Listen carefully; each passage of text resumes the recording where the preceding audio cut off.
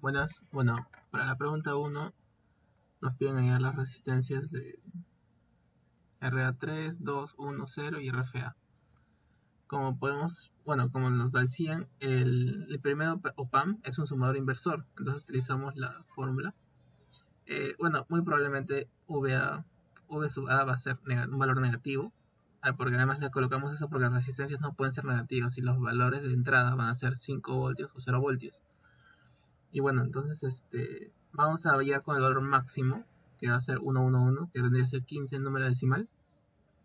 Hallamos esto, tenemos esta ecuación. Entonces, para cuestiones de diseño, asumimos que las 4 primeras resistencias que aparecen como entradas del número binario que se va a introducir, va a ser 1 kilo ohmio. Entonces, en base a ello, reemplazamos y obtenemos que RFA va a ser 750 ohmios. Para el segundo OPAMP nos damos cuenta que es un OPAMP inversor, el cual, va a invertir la señal, la tensión de entrada, el A2. Los OPAMPs van a ser alimentados por 15 voltios, fue mi elección. Y bueno, como si VA es 15 voltios negativos, entonces VB va a ser 15 voltios positivos.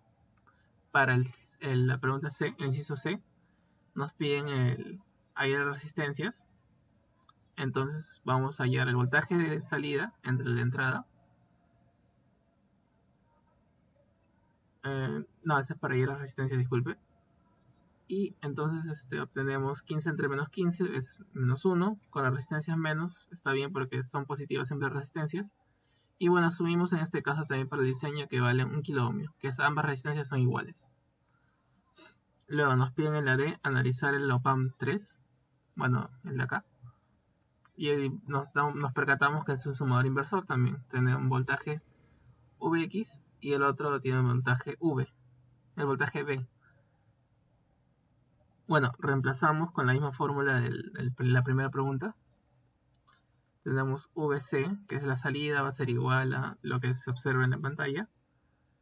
El sumador inversor va a poseer varias señales de entrada, en este caso tensiones, que se van a unificar al final de la salida. Por eso es un sumador inversor porque entra por el lado inversor del OPAMP. Y bueno, tenemos que Vx va a ser esta ecuación de acá.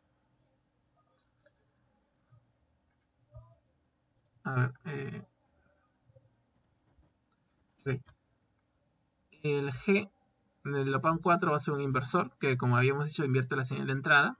Es decir, que el voltaje C va a ser el negativo de D. Y bueno, probablemente C va a ser un valor negativo. El voltaje C va a ser negativo.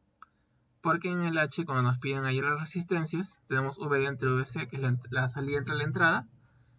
Va a ser el negativo de C entre C. Y acá vas a tener una negativo, disculpe, me pasó por colocarle, para que se eliminen estos valores. Entonces, en valor absoluto RD es igual a RFD, que podría ser también para diseño 1 kilo ohmio aproximadamente. Bueno, VCT, según mis datos, era de máximo 8 voltios, mínimo menos 5. Sumamos y dividimos para hacer una media, sería 6.5 voltios. El último PAN es un comparador que va a comparar la tensión de entrada con una de referencia. Y bueno, más o menos la salida del OPAMP sería una onda cuadrada que va de 15 voltios a menos 15 voltios, que fue la alimentación del OPAMP. Gracias.